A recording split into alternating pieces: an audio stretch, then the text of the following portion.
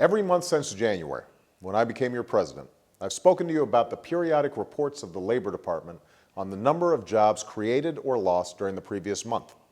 Numbers that tell a story about how America's economy is faring overall. In those first months, the numbers were nothing short of devastating. The worst recession since the 1930s had wreaked havoc on the lives of so many of our fellow Americans. Yesterday, the numbers released by the Labor Department reflected a continuing positive trend of diminishing job loss. But for those who were laid off last month and the millions of Americans who have lost their jobs in this recession, a good trend isn't good enough. Trends don't buy groceries. Trends don't pay the rent or college tuition. Trends don't fulfill the needs within each of us to be productive, to provide for our families, to make the most of our lives, to reach for our dreams. So it's true that we as a country are in a very different place than we were when 2009 began. Because of the Recovery Act and a number of other steps we've taken, we're no longer facing the potential collapse of our financial system or a second Great Depression. We're no longer losing jobs at a rate of 700,000 a month, and our economy is growing for the first time in a year. But too many of our neighbors are still out of work because the growth we've seen hasn't yet translated into all the jobs we need. Stung by this brutal recession, businesses that have kept their doors open are still wary about adding workers. Instead of hiring, many are simply asking their employees to work more hours, or they're adding temporary help. History tells us this is usually what happens with recessions. Even as the economy grows, it takes time for jobs to follow. But the folks who've been looking for work without any luck for months, and in some cases years, can't wait any longer. For them, I am determined to do everything I can to accelerate our progress so we're actually adding jobs again. And that's why this week I invited a group of business owners from all across the country to the White House to talk about additional steps we can take to help jumpstart hiring. We brought together unions and universities to talk about what we can do to support our workers today and prepare our students to outcompete workers around the world tomorrow.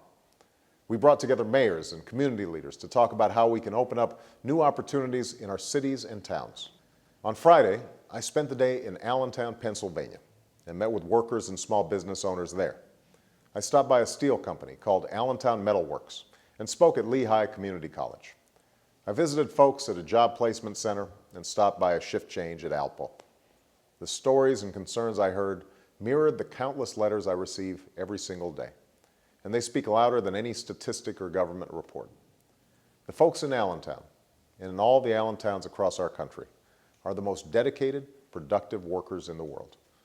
All they're asking for is a chance and a fair shake. And that's exactly what I'm working to give them. In the coming days, I'll be unveiling additional ideas aimed at accelerating job growth and hiring as we emerge from this economic storm. And so that we don't face another crisis like this again, I am determined to meet our responsibility to do what we know will strengthen our economy in the long run. That's why I'm not going to let up in my efforts to reform our healthcare system, to give our children the best education in the world, to promote the jobs of tomorrow and energy independence by investing in a clean energy economy, and to deal with the mounting federal debt. From the moment I was sworn into office, we have taken a number of difficult steps to end this economic crisis. We didn't take them because they were popular or gratifying. They weren't. We took these steps because they were necessary. I didn't run for president to pass emergency recovery programs, or to bail out the banks, or to shore up auto companies. I didn't run for president simply to manage the crisis of the moment while kicking our most pressing problems down the road. I ran for president to help hard-working families succeed and to stand up for the embattled middle class. I ran to fight for a country where responsibility is still rewarded and hardworking people can get ahead. I ran to keep faith with the sacred American principle that we will deliver to our children a future of even greater possibility. And my commitment to you, the American people, is that I will focus every single day on how we can get people back to work and how we can build an economy that continues to make real the promise of America for generations to come.